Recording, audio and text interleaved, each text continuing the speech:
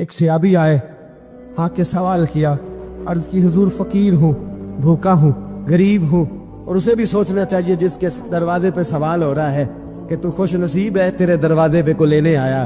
حضور میں بھکاری ہوں، میرے حبیب کریم صلی اللہ علیہ وسلم وہ محبوب کہ جن کے دروازے سے کبھی کوئی خالی گیا ہی نہیں، وہ محبوب جن کے در ایسا کوئی محبوب کہیں ہوگا نہ کہیں ہے، بیٹھا ہے چٹائی پہ مگر عرش نشی ہے، ملتا نہیں کونین کو کیا کیا تیرے در سے، ایک لفظ نہیں ہے جو تیرے لب پہ نہیں ہے۔ اور اعلیٰ حضرت فرماتے کون دیتا ہے؟ دینے کو منہ چاہیے، دینے والا ہے سچا، دینے والا ہے سچا، یا خدا سے مانگا کرو یا محمد مصطفیٰ سے مانگا کرو۔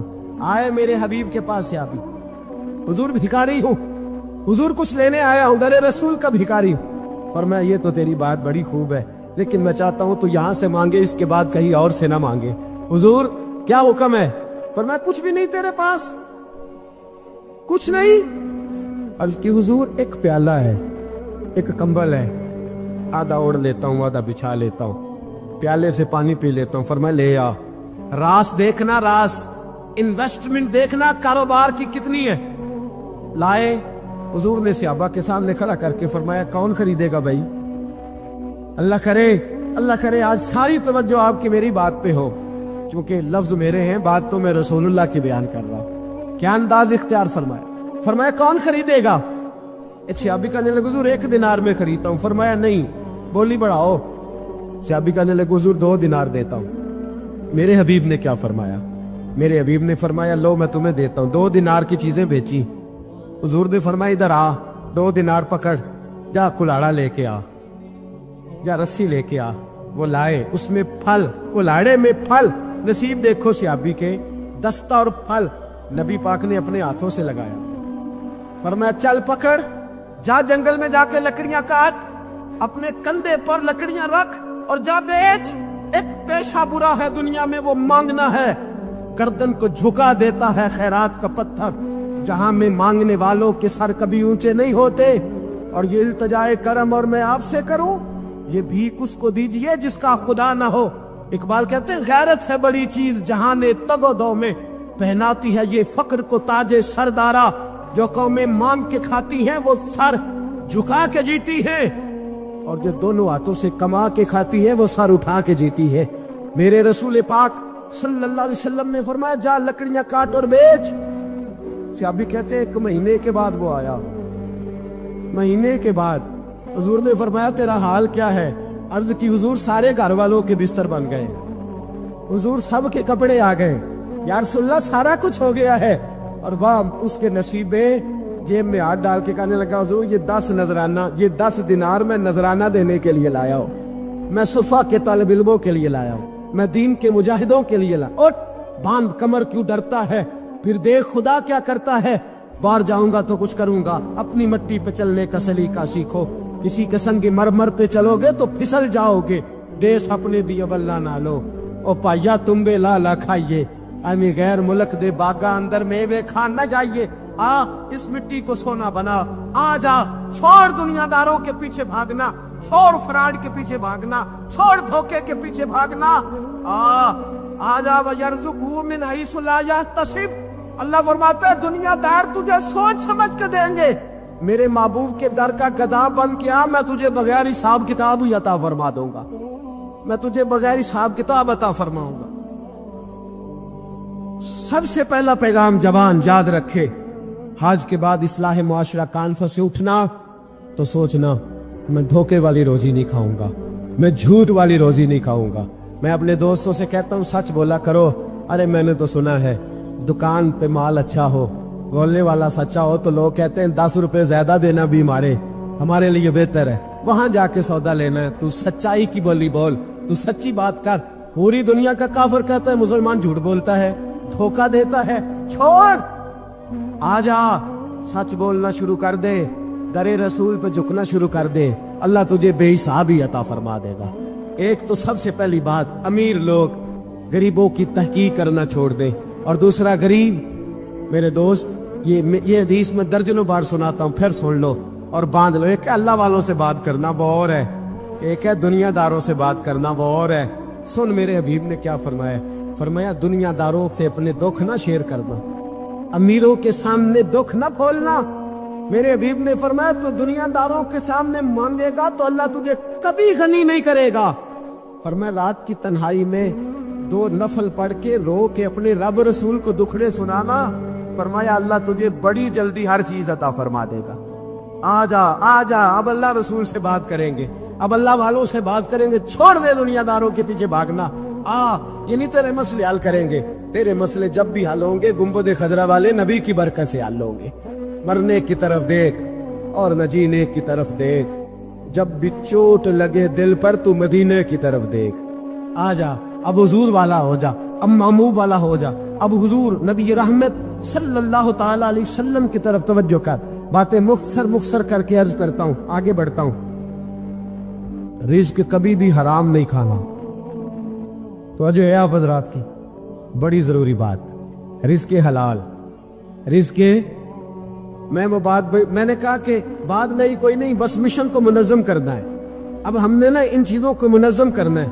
صدر جانسن ہے, ایک امریکہ کا صدر گزرا ہے, وہ پاکستان بننے سے پہلے آیا یہاں ہندوستان. تو اس نے نا کراچی کے کلفٹن پر ایک مزدور کو مچھلیاں پکڑتے دیکھا رات کے وقت. محمد بشیر ساربان نام تھا. بلا کے کہنے لگا بھائی تو رات کو مچھلیاں, ترجمان کے ذریعے بات ہو, رات کو مچھلیاں پکڑ رہا ہے. کہنے لگا بچے زیادہ ہیں, دن کی کمائی سے گزارا نہیں ہوتا. تو صدر صاحب کہتے ہیں میں نے کہہ دیا چوری کر لیا کر رات کو. کہنے لگا چوری نہیں کر سکتا, چوری کرنے سے میرے نبی نے منع فرمایا ہے صلی اللہ علیہ وسلم. کہتے ہیں اس کو اٹھاؤ بھائی, یہ تو بڑا قیمتی آدمی ہے, چلو امریکہ لے چلے. صدر کہتا ہے امریکہ لے گیا, مہینہ میں نے رکھا, بڑی خدمت کی. وہ مطالبہ کوئی نہیں کرتا, سادہ آدمی.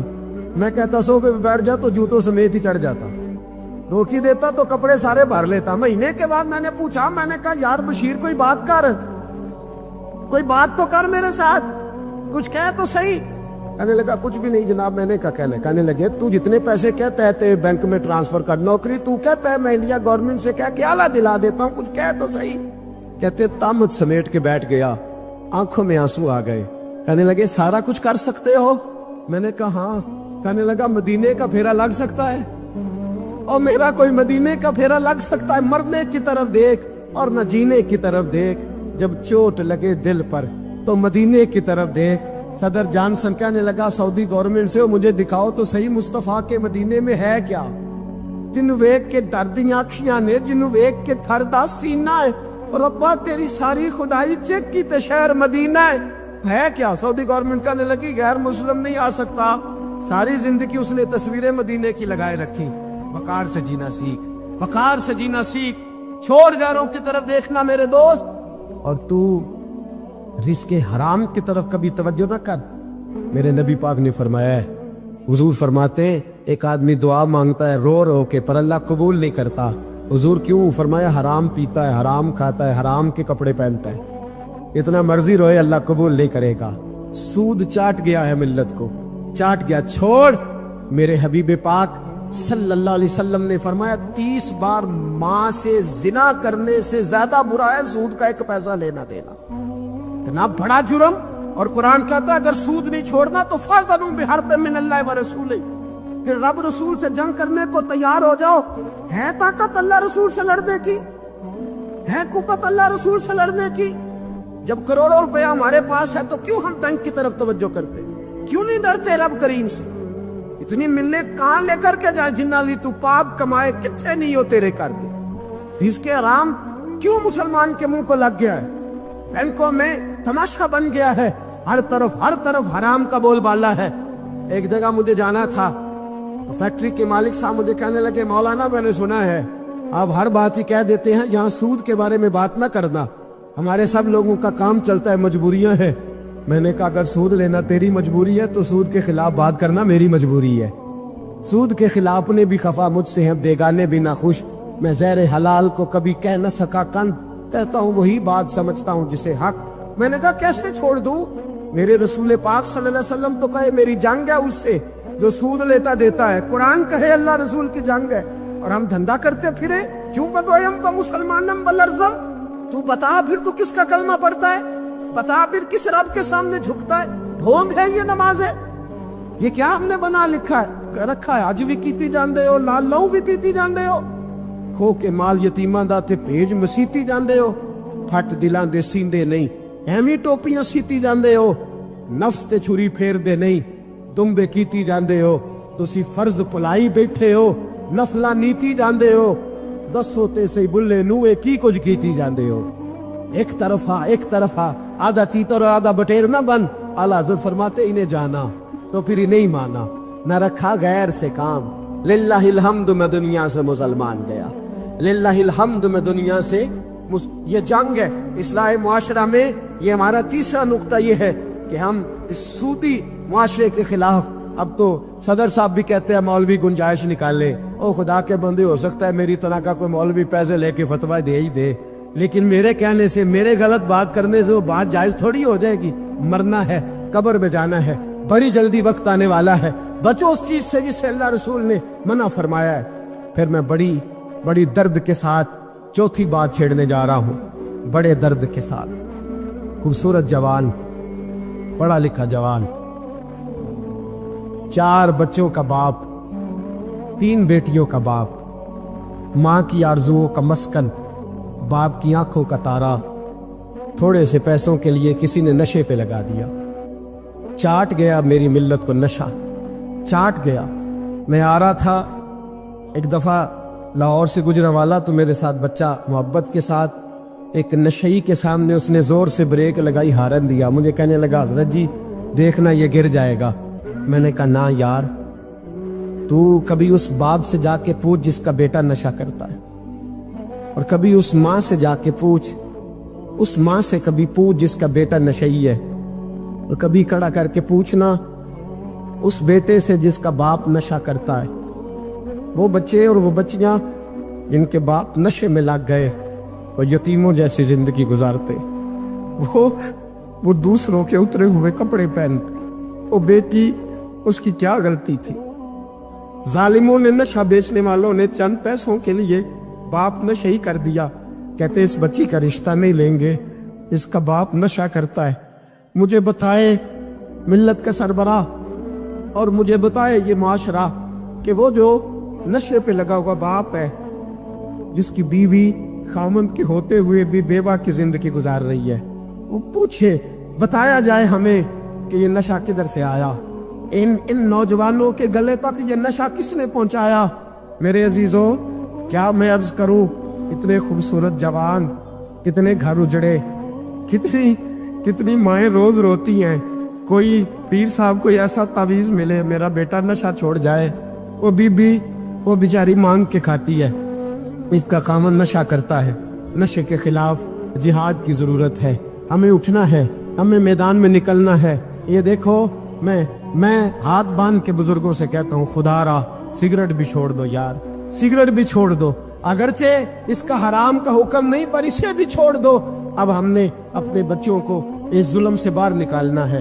نشہ کرنا، شراب پینا، ہم شراب، اور میرے رسول پاک صلی اللہ تعالی وسلم نے کیا فرمایا؟ ایک شرابی مر گیا شراب کے نشے میں، میرے محبوب کریم علیہ السلام نے جنازہ پڑھنے سے، میرے محبوب علیہ السلام نے اعراض فرمایا، اور حضور نے فرمایا قیامت میں جب یہ اٹھے گا تو اس کے منہ سے شراب کی بدبو آئے گی۔ حضور فرماتے ہیں شراب لانے والا، دینے والا، بیچنے والا، خریدنے والا، سودا کرانے والا، برتن مہیا کرنے والا، شراب کے لیے جگہ دینے والا، شراب کے والے سے کوئی بھی کردار کرنے والا، میرے نبی پاک فرماتے ہیں یہ لعنتی ہیں سارے، ان پر خدا کی لعنت، فرشتوں کی لعنت، حضور فرماتے ہیں میرے بھی لعنت۔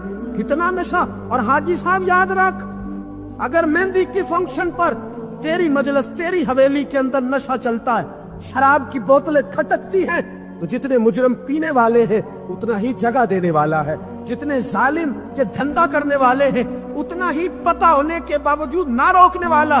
میرے رسول پاک صلی اللہ علیہ وسلم نے فرمایا شراب، ہر نشہ لانے والی چیز شراب ہے، اور فرمایا ہر شراب حرام ہے، ہر شراب حرام ہے، ہر نشے والی چیز حرام، ہر شراب حرام۔ فرمایا شراب تو برائیوں کی جڑ ہے، نشہ برائیوں کا امام ہے، جب نشہ کرتا ہے تو سارے جرم کرتا ہے۔ میرے نبی پاک علیہ السلام نے مثال بیان فرمائی. رسول پاک صلی اللہ علیہ وسلم نے فرمایا بنی اسرائیل کا ایک شخص تھا. جاگ رہے آپ حضرات, خاص توجہ فرمائی. فرمایا بنی اسرائیل کا ایک شخص تھا, اس کو ایک عورت کہنے لگی میرے ساتھ منہ کالا کر. اس نے کہا میں پاک صاف ہوں, میں یہ گندہ فعل نہیں کرتا. کہا میرے ساتھ منہ کالا کر, میں نہیں کرتا. اس نے کہا اچھا یہ خنزیر ہے, اس کا گوشت کھا. اس نے کہا میں یہ ظلم نہیں کرتا. اس نے کہا یہ بچہ اس کو قتل کر دے. کہا یہ بچہ اس کو قتل کر دے. کہا میں یہ گوشت نہیں, یہ حرام فعل نہیں کرتا, قتل کرنے والا. اس نے کہا شراب پی لے. میں نے لگا میں یہ بھی نہیں کرتا. تلوار اٹھا لی. کہنے لگی ایک گناہ تو تجھے کرنا پڑے گا, یا تو زنا کرے گا, یا تو قتل کرے گا, یا خنزیر کا گوشت کھائے گا, یا تو شراب پیے گا. ایک کام تو کرنا پڑے گا. میرے مصطفیٰ کریم صلی اللہ علیہ وسلم فرماتے ہیں اس نے شراب پی لی. فرمایا جب شراب پی لی تو پھر اس نے خنزیر کا گوشت بھی کھایا. جب شراب پی لی تو پھر اس نے بچے کو قتل بھی کیا. جب شراب پی لیا تو اس عورت سے منہ بھی کالا کیا. فرمایا میرے محبوب نے میرے غلاموں نشے سے بچ جاؤ, شراب سے بچ جاؤ. فرمایا جب یہ آتی ہے تو باقی کے گناہ ساتھ لاتی ہے, جب یہ آتی ہے تو باقی کے جرم ساتھ لاتی ہے. خدا را ڈیرے والوں, حویلی والوں, علاقے والوں, قبیلے والوں, اس جرم سے بچ جانا, اس زیادتی سے بچ جانا. نشہ 44% نوجوان, 44% میری ملت کا جوان اس نشے کا عادی ہے. کون لے گیا ہے اس کو اس دروازے تک, کون لے گیا ہے؟ حکومت توجہ نہیں کرتی تو کیا ہم لوگ بھی ہاتھ پہ ہاتھ دھرے بیٹھے رہیں گے؟ ہمیں چھیننا ہے اپنے جوانوں سے یہ ظلم. ہمیں بچیوں کو یتیم ہونے سے بچانا ہے, ہمیں بیٹیوں کو بیوہ ہونے سے بچانا ہے, ہمیں ماؤں کو لوارث ہونے سے بچانا ہے, اس نشے کی لعنت سے بچانا ہے. اور ہم لوگوں نے ان لوگوں کو معاشرے سے کاٹ دیا ہے, نشئی کو معاشرے سے کاٹ دیا ہے. اسے کاٹو نہ. حضرت نعمان بن عبداللہ بڑے پیارے صحابی تھے. ایک دن غلطی سے شراب پی بیٹھے, در رسول پہ آئے, اور کوئی پکڑ کے نہیں لایا, خود آئے. میرے نبی پاک نے ضمیر بیدار کر دیے تھے. ان کو درے مار کے غلطی نہیں منوانا پڑتی تھی, وہ مان جاتے تھے. انہیں رات نیند نہیں آتی تھی گناہ کر کے, خود حاضر ہوئے. یا رسول اللہ غلطی ہو گئی. فرمایا سونگو اس کے منہ کو. یا منہ کو سونگھا تو بدبو آ رہی تھی. فرمایا باہر لے جاؤ, اس کو کوڑے مارو. صحابہ کہتے ہیں انہیں کوڑے مارے جا رہے تھے, اور نبی پاک اندر بے چینی سے ٹہل رہے تھے, بے چینی سے ٹہل رہے تھے. حضرت انس بن مالک کہتے ہیں ایک شخص نے کہا حضور آپ اس لعنتی کے لیے بے چین ہیں جس نے شراب پی لی. ہم تو کہتے ہیں نا نشئی میرا لگتا ہی کچھ نہیں, اس لیے معاشرے سے کاٹ ڈالتے. کاٹا نہیں میرے نبی پاک نے, حضور نے نشہ چھڑایا ہے. میرے حبیب نے کیا فرمایا؟ فرمایا چپ کر, اسے لعنتی نہ کہنا. غلطی ہو گئی تو کیا ہوا, بھول گیا تو کیا ہوا, جرم ہو گیا تو کیا ہوا. فرمایا اس سے غلطی ہو گئی ہے, ورنہ وہ خدا سے بھی پیار کرتا ہے, محمد مصطفیٰ سے بھی پیار کرتا ہے. فرمایا ہم اس کو حضور کے ساتھ بیٹھا ہوا دے. ان کو معاشرے سے کاٹو نہ, ان کو کاٹ کر کے پھینکو نہ, انہیں جہاز کہہ کے دھتکارو نہ. یہ کسی باپ کی آنکھوں کے تارے ہیں, یہ کسی ماں کے راج دلارے ہیں. یہ کسی ایک شخص کا نشئی بیٹا انتقال کر گیا, میں تعزیت کرنے گیا تو میں نے جا کے فاتحہ پڑھی تو مجھے والد رونے لگے میرے گلے سے لگ کے, اور مجھے کہنے لگے حضرت صاحب لوگ تو میرے بیٹے کی تعزیت نہیں کرتے, مجھ سے افسوس نہیں کرتے. کہتے ہیں وہ کچھ نہیں کرتا تھا, اس کی شکایتیں رولام نہیں آتی تھیں, پر میرا بیٹا تو تھا نا, میرے جگر کا تو ٹکڑا تھا نا, آتا جاتا مجھے نظر تو آتا تھا نا. میری پوتیاں پہلے اتنا نہیں روتی تھی جتنا اب تڑپتی ہیں, میری بہو بیوہ تو آج ہی ہوئی ہے نا. میرے دوست کتنے لوگ ہیں جو اس ظلم کا شکار ہیں. ہم جہاد کریں گے, ہم پکڑ کر کے پھینکیں گے وہ ان ہاتھوں کو جو نشے کی طرف میری ملت کے جوان کو لا رہے ہیں. خدا را بٹھو, اب اس جہاد کے اندر ایک دوسرے سے تعاون کرو اور نوجوانوں کو کھینچ کر کے واپس لاؤ. پانچویں بات پنجتن کی نسبت سے, اب پانچویں بات سنو. ایک نشہ اور ہے جو میری ملت کے جوان کو دیا جا رہا ہے, ایک جرم اور ہے, ایک زیادتی اور ہو رہی ہے میرے دوست, میرے بزرگوں کے ساتھ, میرے دوستوں کے ساتھ, میری ملت کے جوانوں کے ساتھ. وہ ہے بے حیائی کا نشہ, وہ ہے عریانی اور فحاشی کا نشہ, وہ ہے میرے دوستوں عشق مجازی کی لعنت کا نشہ. ہر بچے کے ہاتھ میں موبائل ہے, ہمیں پتہ ہے وہ ٹیلی فون بھی کرتا ہے, ہمیں پتہ ہے وہ گندے میسج بھی کرتا ہے, ہمیں خبر ہے وہ کئی برائیوں کے اندر مبتلا ہو گیا ہے, ہم جانتے ہیں وہ کئی قسم کے مسائل کا شکار ہے. لیکن اس کا ہاتھ کون پکڑے؟ تو نشہ ہے۔ جب آگ جلتی ہے تو میرے دوست اگر گھی پڑا ہو تو وہ ڈھلتا ہے۔ اگر نوجوان کے ہاتھ میں موبائل آئے گا اور اس کو پتا ہوگا کہ مجھے چھپنے کی جگہ بھی مل رہی ہے تو میرے دوست وہ تو بے حیائی کرے گا۔ تھوڑے دن پہلے ایک دوست جھگڑنے لگے گلی میں کچھ لوگوں سے، مجھے معلومات ہوئی تو میں نے بلایا، میں نے کہا کیا جھگڑا ہو گیا؟ کہنے لگے یہ میری گلی سے گزر رہے تھے لڑکا اور لڑکی اور گندی حرکتیں کر رہے تھے، ان کو شرم نہیں آتی؟ ہمیں یہ غیرت مند بھی نہیں سمجھتے؟ گلی سے گزرتے ہوئے بے غیرتی کرتے ایک دوسرے کو اشارے کرتے۔ میں نے ان کو لڑائی سے روکا، ٹھنڈا کیا اور پھر میں نے بٹھا لیا۔ میں نے کہا ناراض نہ ہونا، تو میرا دوست ہے، تجھے کڑوی گولی دے کے شفا کرنا میرا حق بنتا ہے۔ میں نے کہا ایک مجھے بات تو بتا، گلی کے باہر کو لڑکا لڑکی حرکت کریں تو وہ تو بے غیرتی ہوئی، اور اگر بیڈ روم کے اندر ٹی وی پہ یہ کام ہو تو، اگر موبائل کے اندر یہ ہو تو پھر تیری میری غیرت کدھر گئی؟ پھر تو اور میں کہاں کھڑے ہوتے؟ پتا نا، جب گھر کے اندر ہماری چار دیواری کے اندر دروازے پہ تو غیرت مند بن گیا، میں محلے میں نہیں کرنے دوں گا، میں گلی میں نہیں کرنے دوں گا۔ اور کیا اس وقت بھی تو نے موبائل توڑا ہے جب تیرے موبائل کے اندر یہ گند ہوتا ہے؟ کیا اس وقت بھی تو نے LCD توڑی ہے؟ کیا کبھی کسی تو نے لا کر کے ٹی وی کو زمین پہ پٹکا ہے کہ یہ گند ہے؟ میں غیرت مند ہوں، میں یہ بے غیرتی نہیں ہونے دوں گا۔ اس وقت غیرت کہاں جاتی ہے؟ اس وقت ہمارے اندر یہ جذبہ نہیں ہوتا؟ سن، میرے رسول پاک صلی اللہ علیہ وسلم نے فرمایا نظر شیطان کے تیروں میں سے پہلا تیر ہے۔ ایک نوجوان نے کہا تھا یا رسول اللہ مجھے نماز میں لذت نہیں ملتی، میرے حبیب نے فرمایا تو اپنی آنکھ کو پاک کر لے، اللہ تیری نماز میں لذت پیدا فرما دے گا۔ آنکھ کو پاک کر لے۔ اور میری ملت کی بیٹیاں، میری بہنیں، میری مائیں، سن لے، ان کو گھر کے اندر رہیں گی تو باعزت رہیں گی، حقوق نسواں کا بل ہو یا کوئی اور تماشا ہو، یاد رکھ جتنا مرضی آگے نکل جا اور جتنی مرضی تو اینکر پرسنوں کی باتیں سن لے، تجھے عزت اگر دے سکتے تو سیدہ عائشہ کے سر کے تاج ہی دے سکتے ہیں، اور تجھے وقار ملے گا تو سیدہ فاطمہ کے بابا کے پاس سے ملے گا۔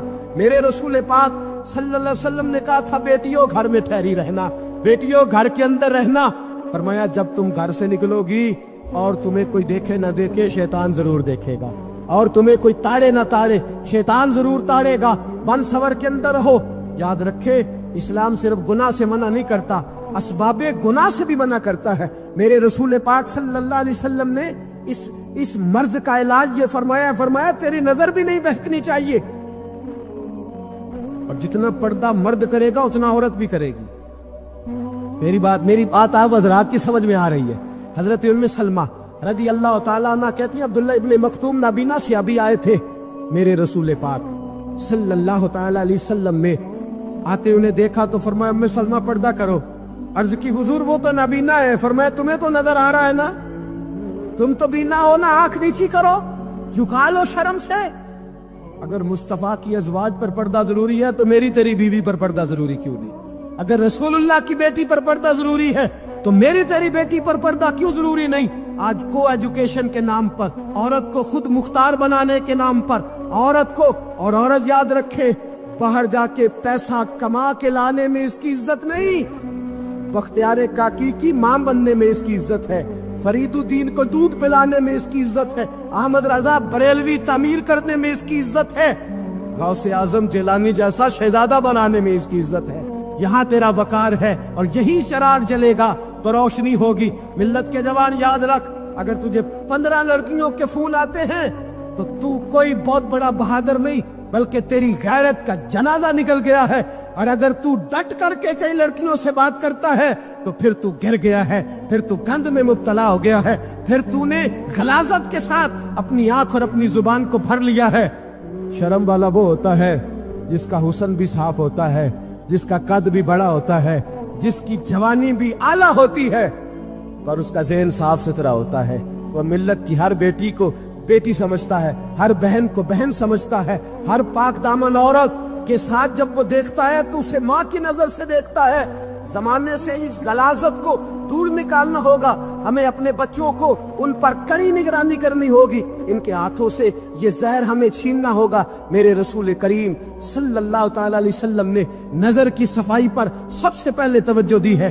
ہمیں اپنے بچوں کو اتارنا ہے، ہمیں اپنے بچوں کو دیکھنا ہے، ہمیں انہیں خود پکڑ کے اچھی مجالس میں لے کر کے جانا ہے۔ اور سنو، میرے حبیب پاک صلی اللہ علیہ وسلم نے کتنی پابندی فرمائی۔ کوئی مولوی ہو، کوئی پیر ہو، کوئی فقیر ہو، کوئی درویش ہو، کوئی دربار کا سجادہ ہو، کوئی کسی جگہ بیٹھنے والا ہو، کسی کو بھی عورت کے ساتھ تنہا رہنے کی اجازت ہے؟ سارے بولیے، اجازت ہے؟ کسی کو بھی عورت کے ساتھ تنہا رہنے کی اجازت ہے؟ بالکل نہیں ہے، قطعاً نہیں ہے۔ میرے نبی کریم صلی اللہ علیہ وسلم نے فرمایا جہاں مرد اور عورت اکٹھے ہوں گے، تیسرا شیطان ہوگا۔ ابن حجر کہتے ہیں ایک صحابی نے عرض کی حضور اگر وہ دونوں نیک ہو، اگر دونوں نیک ہو تو میرے حبیب پاک صلی اللہ علیہ وسلم نے فرمایا یحییٰ کے بیٹے زکریا بھی ہو اور عیسیٰ کی والدہ مریم بھی ہو تو پھر بھی میں دونوں کو اکیلے رہنے کی اجازت نہیں دیتا۔ حدیث پاک سنیے، میرے رسول پاک سید عالم صلی اللہ علیہ وسلم نے فرمایا بنی اسرائیل کے 3 لوگ تھے، نیک آدمی تھے، سفر پہ جا رہے تھے تو بارش تیز آ گئی، صحیح بخاری کی حدیث ہے، تیز بارش آئی، ایک غار میں پناہ لی بارش سے بچنے کے لیے۔ اچانک طوفان آیا تو ایک پتھر لڑک کر غار کے منہ کے آگے گر گیا، اندھیرا چھا گیا، اندر اندھیرا، طوفان ہے، پریشانی ہے۔ میرے حبیب پاک علیہ السلام فرماتے جب اندھیرا دم گھٹنے لگا، اندھیرا ہونے لگا، پریشان ہونے لگے، ایک بولا، کہنے لگا اگر زندگی میں کوئی نیک کام کیا ہے تو اس کو یاد کر کے دعا مانگو، اللہ کرے ہم سے کوئی نیک کام ہو جائے۔ جو ہوتے ہیں اس میں بھی ریاکاری ہوتی ہے، اس میں بھی ملاوٹ ہوتی ہے، کوئی نیک کیا ہے تو دعا مانگ لو۔ ایک نے ہاتھ اٹھائے اور دعا کیسے مانگی؟ اللہ اکبر، عرض کرنے لگا اے اللہ تو جانتا ہے میں نے بکریاں رکھی ہیں، میں دودھ دھو کے بیچتا ہوں، میرے بیٹے بھی ہیں، بیٹیاں بھی ہیں، اولاد بھی ہے، اور میرے پاس لوگ دودھ خریدنے بھی آیا کرتے تھے، اور اللہ میرے بوڑھے ماں باپ ہیں۔ میں نے اپنی زندگی کا طریقہ بنایا ہے جب تک ابا جی دودھ نہیں پیئیں گے کسی کو نہیں ملے گا، جب تک میری بوڑھی ماں کے لبوں سے دودھ نہیں لگے گا کسی کو نہیں ملے گا۔ اے اللہ وہ رات بھی تو جانتا ہوگا جب میں دیر سے آیا، دودھ دھویا تو ماں باپ سو چکے تھے۔ عرش کے مالک تو بھولا نہیں کرتا، تو بھولنے سے پاک ہے۔ میرے رب میں دودھ کا پیالہ لے کے ساری رات کھڑا رہا ماں باپ کے سرانے، نہ میں نے دودھ بیچا نہ میں نے بچوں کو دیا۔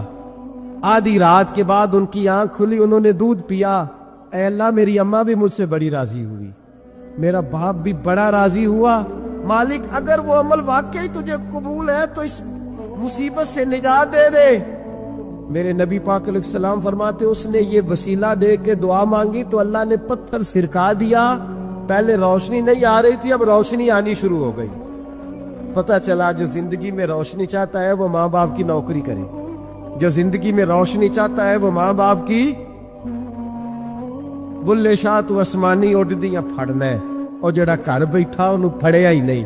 ان کی نوکری کرو روشنی ملے گی۔ دوسرا بولا، اس نے کہا اے اللہ تجھے پتہ ہے میں نے کئی لوگ مزدوری پہ رکھے ہوئے ہیں، ایک شخص مزدوری کرتا تھا تو کچھ کلو کچھ سیر چاول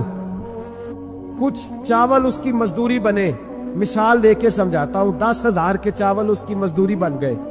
میں نے اس کو کہا مزدوری لے لے تو وہ ناراض ہو کے چلا گیا ناراض ہو کے، لیکن اے اللہ میں نے اس کا مال کھایا نہیں، میں نے مزدور کا حق رکھا نہیں۔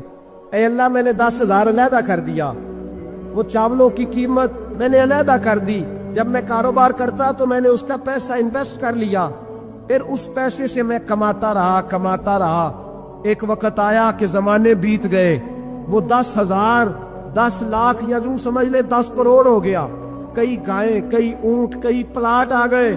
اے اللہ کئی زمانے کے بعد وہ مزدور لوٹا اور کہنے لگا صاحب میں غریب ہو گیا ہوں، تنگ دستی آ گئی ہے، بوڑھا ہو گیا ہوں، وہ میرے پیسے تو دے دے۔ تم اے اللہ میں بے ایمان نہیں ہوا، ایک رتی برابر بھی میرے دل میں میل نہیں آئی۔ میں نے کہا یہ اتنی درجن گائیں تیری، یہ اونٹ تیرے، یہ پلاٹ تیرے۔ وہ کہنے لگا تو مجھ سے مذاق کرتا ہے، میرے تو تھوڑے سے چاول تھے، یوں سمجھ لے 10,000 کا اور اتنا کچھ۔ میں نے کہا وہ تیرے پیسے تو ناراض ہو کے چلا گیا، میں نے ڈھونڈا تو ملا نہیں، وہ تیرے پیسے میں نے انویسٹ کیے تو آج یہ سارا سرمایہ اسی کا ہے۔ اے اللہ وہ بوڑھا مزدور جب اتنی گائیں ملی، اتنے اونٹ ملے، اتنے اسے پلاٹ ملے تو وہ روتا دعائیں دیتا گیا، اے اللہ اگر تجھے میرا وہ عمل قابل قبول ہے تو اس مصیبت سے نجات عطا فرما۔ میرے نبی پاک سید عالم صلی اللہ علیہ وسلم فرماتے پتھر تھوڑا اور ہٹ گیا، اب تیسرا بولا عمل کا وسیلہ دے کے، او بھائی کوئی عمل بچا کے رکھ، کچھ کر لے، کچھ زندگی میں اکٹھا کر لے، کوئی تو ایسا عمل ہو جب قیامت آئے تو تو مصیبت سے بچ سکے، تو قبر میں مصیبت سے بچ سکے، تو دنیا میں مصیبت سے بچ سکے۔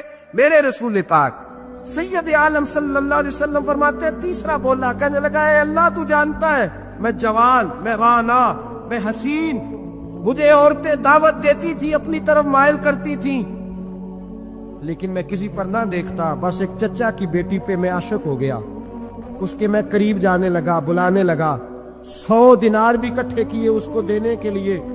ایک ایسا وقت آیا کہ وہ راضی بھی ہو گئی، اے اللہ تنہائی بھی آ گئی، یوں سمجھ لو کہ میں جوان بھی، حسین بھی، مالدار بھی، میں چاہوں تو ایک ایک دن میں 4 دفعہ میں بدکاری کر سکتا تھا۔ اے اللہ ساری خوبیاں تھیں، وہ بی بی میرے پاس آئی، کمرہ، تنہائی، کوئی دیکھنے والا نہیں تھا۔ جب میں اس کے قریب جانے لگا تو وہ عورت کہنے لگی تو رب سے ڈر جا، رب سے ڈر جا، رب سے ڈر جا۔ اے اللہ طاقت دی، جوانی دی، حسن بھی، مال بھی، میں سب کچھ کر سکتا تھا پر تیری لیے، اور اگر مسلمان ہوگا تو کہے گا اے اللہ تیرے رسول کے لیے، اے اللہ مدینے والے چاند کی بات مان کے، اے اللہ آمنہ کے معصوم کی بات مان کے، اے اللہ جناب فاطمہ الزہرا کے ابا کی بات مان کے، میں نے اپنے نفس کی خواہش کو کچلا اور کچل کر کے میں نے وہ گناہ نہیں کیا، اس کو آزاد کر دیا۔ اگر وہ عمل تیری بارگاہ میں قبول ہے تو نجات دے دے۔ میرے نبی پاک فرماتے ہیں بس دعا ختم ہوئی تو اللہ نے پہاڑ دور پھینک دیا، اللہ نے نجات دے دی۔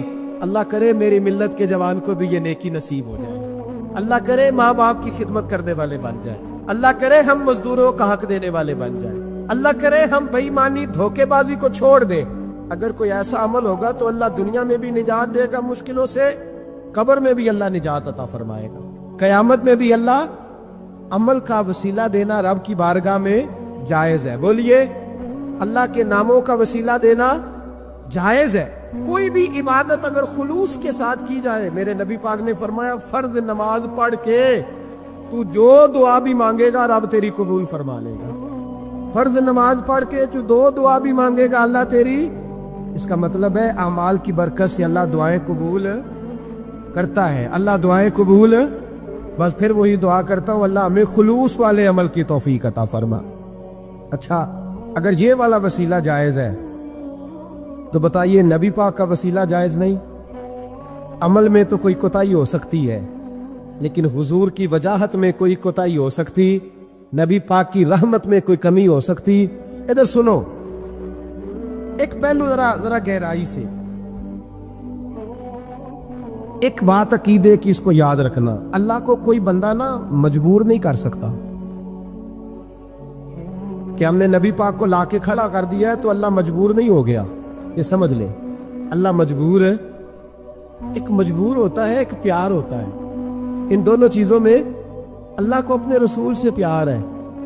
نبی پاک فرماتے ہیں میں دعا کرنے گیا اے اللہ میری امت پہ قحط نہ آئے، اللہ نے فرمایا ابھی نہیں آئے گا۔ اے اللہ میری امت کے چہرے نہ بدلیں، گناہ کرے تو مسخ نہ ہو، ابھی نہیں بدلیں گے۔ حضور فرماتے ہیں میں نے ہاتھ اٹھایا کہ اللہ یہ آپس میں لڑے نہ، توجہ کرنا جملوں پہ، اے اللہ یہ آپس میں لڑے نہ۔ اللہ یہ بھی کہہ سکتا تھا ابھی یہ نہیں قبول کرنی دعا، اللہ بے نیاز ہے نا، چاہے قبول کرے اور چاہے، توجہ کرو غور کرو بات پہ، اللہ چاہے تو قبول کرے چاہے تو، اے اللہ میری امت لڑے نہ، تو یہ نہیں فرمایا حبیب قبول نہیں کرتا، کہ محبوب یہ دعا مجھ سے مانگ ہی نہ، اے حبیب تو دعا مانگ، تو مانگے میں قبول نہ کروں، یہ ہو نہیں سکتا، اس طرح کر یہ دعا مجھ سے۔ نبی پاک نے منافقین کے لیے دعا کرنی چاہیے کہ اے اللہ، اے مولا تو مہربانی فرما، اے اللہ کرم فرما، منافقین کو بھی بخش دے، تو میرے رسول پاک علیہ السلام فرماتے ہیں رب کریم نے مجھے منع کیا، اے محبوب یہ والی دعا، یہ دعا ہی نہ مانگ۔ یہ دعا اللہ کو کوئی مجبور کر سکتا، لیکن اگر اللہ پیار کرے تو بھائی دنیا داری کا چودھری صاحب کا، مولوی صاحب کا، پیر صاحب کا ایک عام مشہور مقولہ ہے، فلاں بندہ آ گیا تھا، اس کو میں انکار نہیں کر سکتا تھا۔ کیوں جی؟ وہ بندوق لے کے آیا تھا، کر دینا تھا انکار۔ فلاں آدمی آ گیا تھا، پھر میں اس کو انکار، اور فلاں بندے کو ساتھ لے آیا تھا، اس کو انکار ہو سکتا؟ کیوں جی؟ دو باتیں ہوتی ہیں، یا پیار بڑا ہے یا عزت بڑی ہے، دو ہی باتیں ہیں، یا میں اس سے پیار بڑا کرتا ہوں یا میں اس کی۔ اللہ اپنے نبی سے پیار بھی بڑا کرتا ہے اور اپنے نبی کی عزت بھی بڑی فرماتا ہے۔ بس یہ سمجھ لے بات۔ وسیلے کا معنی یہ ہے کہ اللہ اپنے نبی سے پیار کرتا ہے، اپنے محبوب کو اللہ بڑی عزت عطا فرماتا ہے۔ نبی پاک سید عالم صلی اللہ علیہ وسلم کے وسیلے کا یہ حال تھا کہ صحابہ ہر کام کے لیے دروازے رسول پہ پہنچ جاتے تھے۔ پیاس لگی تو حضور کے پاس، بھوک لگی تو نبی پاک کے پاس، حضرت ابو ہریرہ کو حافظہ چاہیے تو نبی پاک کے پاس، کسی کو اولاد کی ضرورت ہے تو وہ رسول پاک کے پاس، کسی کو طاقت کی ضرورت ہے تو وہ بھی نبی پاک کے پاس۔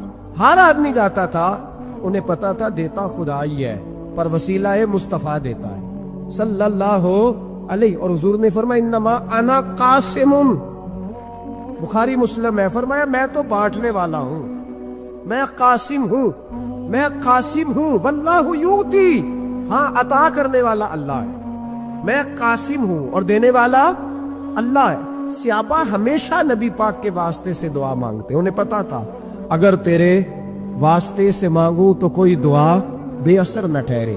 ترمذی شریف، ابن ماجہ، دیگر تمام کتب میں، امام احمد نے اپنی مسند میں نقل کیا، حضرت عثمان ابن حنیف کہتے ہیں میں نبی پاک کے پاس بیٹھا تھا تو ایک نابینا صحابی آئے، عرض کرنے لگے یا رسول اللہ صلی اللہ علیہ وسلم میں نابینا ہوں، میرے لیے دعا کریں، اللہ مجھے آنکھیں عطا فرمائے، دعا کریں۔ اب حضور نے پتہ کیا کہا؟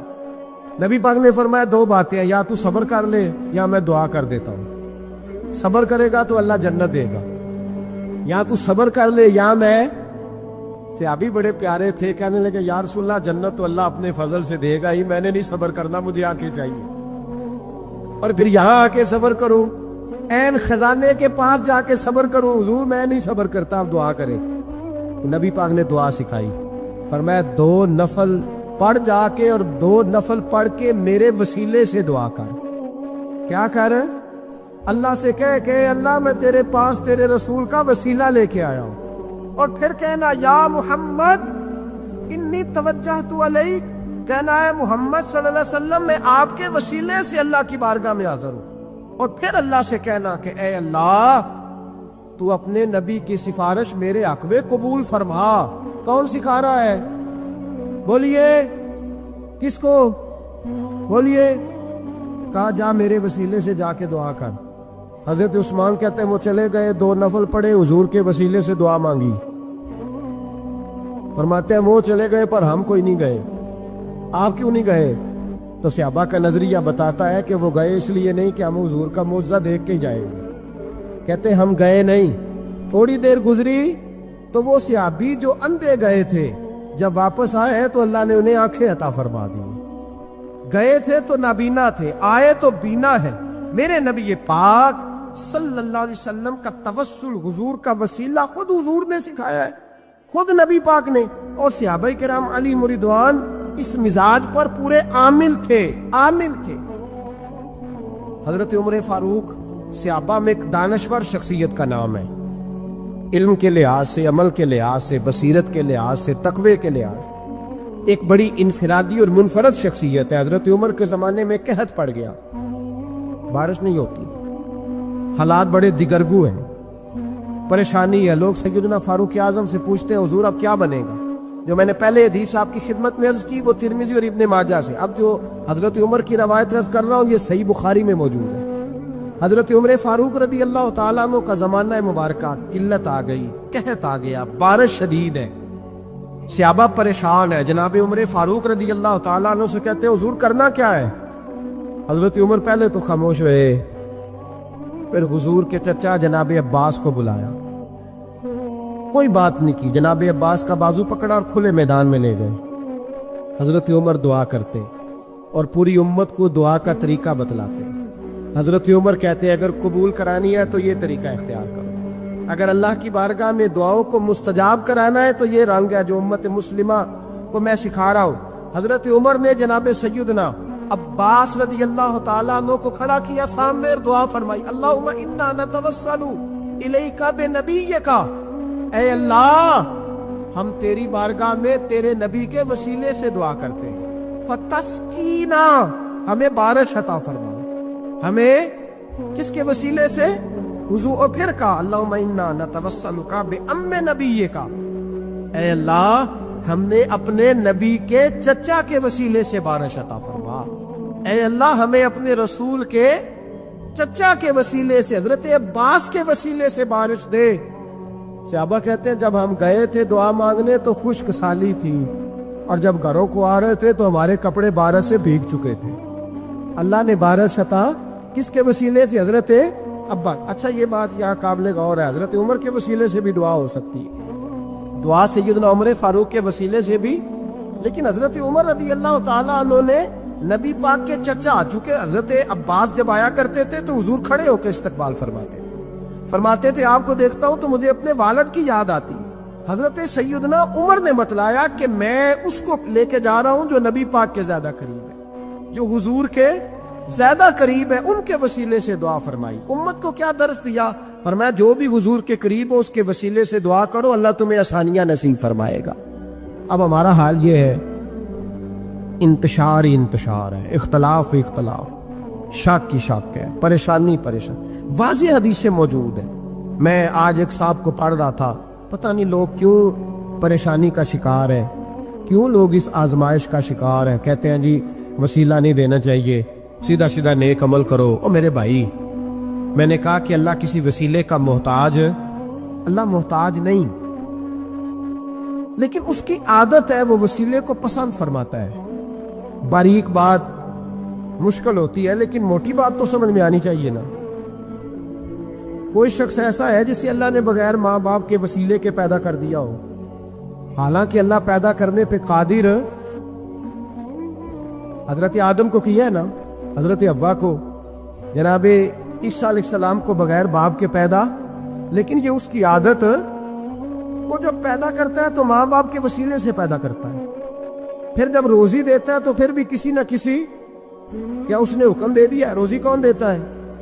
تو اللہ کا یہ حکم ہے کہ کنڈی لگا کے اندر پنکھا چلا کے سوئے رہو، روزی پہنچ جائے گی؟ کہتا اٹھ، کچھ سبب پیدا کر، باہر نکل، محنت کر، وسیلہ بنا۔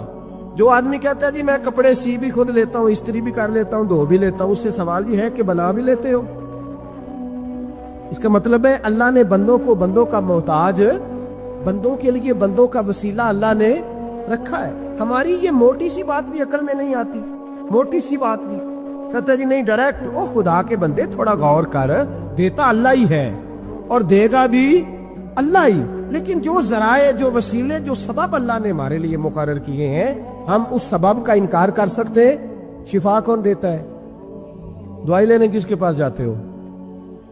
آپ اس طرح کریں نا، چپ کر کے گھر بیٹھیں، تسبیح پڑھیں، یا شافی الامراض، یا شافی الامراض، او شفا دینے والے، او شفا دینے والے، سارا دن جی وظیفہ پڑھیں، شفا کون دے گا؟ تو وظیفہ پڑھو چپ کر کے، دوائی لینے کیوں گئے ہو؟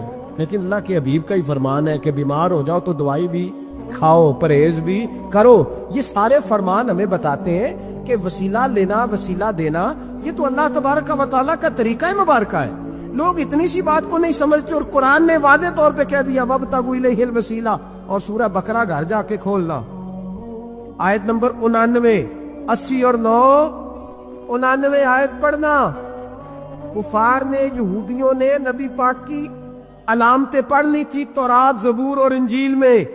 اللہ کا قرآن کہتا ہے وَكَانُوا مِن قَبْلُ يَسْتَفْتِحُونَ عَلَى الَّذِينَ كَفَرُوا، فرمایا جب میرے نبی نہیں آئے تھے تو یہ یہودی میرے رسول کے وسیلے سے اللہ سے فتح مانگا کرتے تھے، اور جب یہ رسول کا وسیلہ دیتے تھے تو اللہ انہیں فتح عطا فرماتا تھا۔ امام حاکم نے مستدرک میں لکھا ہے، اور امام حاکم انہی شرطوں پر حدیثیں بیان کرتے ہیں جن شرطوں پر امام بخاری اور مسلم بیان کرتے ہیں۔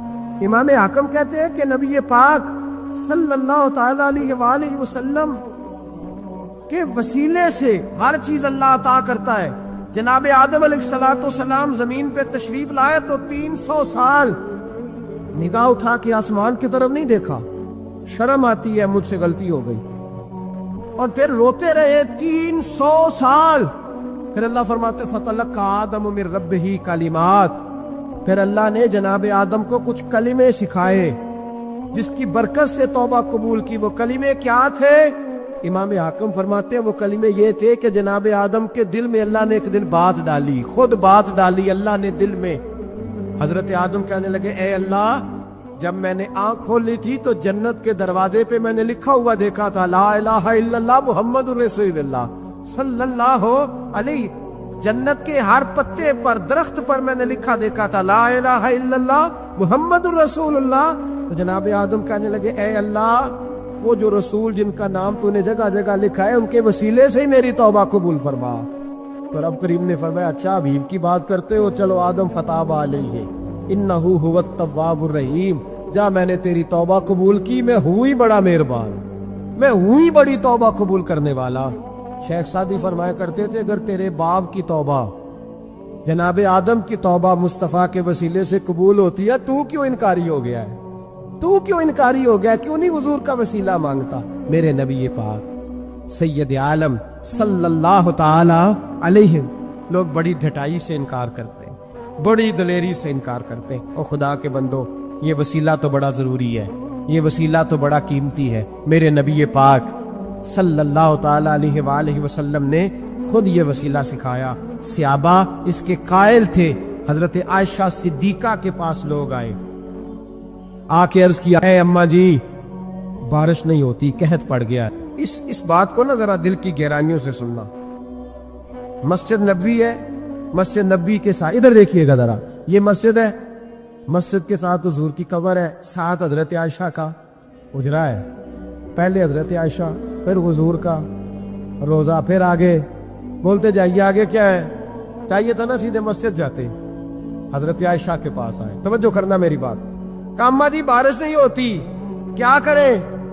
اماں جی نے مسجد نہیں بھیجا، کہنے لگی اس طرح کرو حضور کے دروازے پہ جاؤ اور جا کے نا نبی پاک جہاں دفن ہے وہاں تھوڑی سی نا جو حضور کے سر والی جگہ ہے نا قبر پہ، وہ چھت تھوڑی سی کھول دو، چھت کھول دو. صحابہ کہتے ہیں ہم گئے جہاں حضور کی قبر انور تھی، حضور آرام فرماتے، سرانے والی سائڈ سے تھوڑی سی چھت کھولی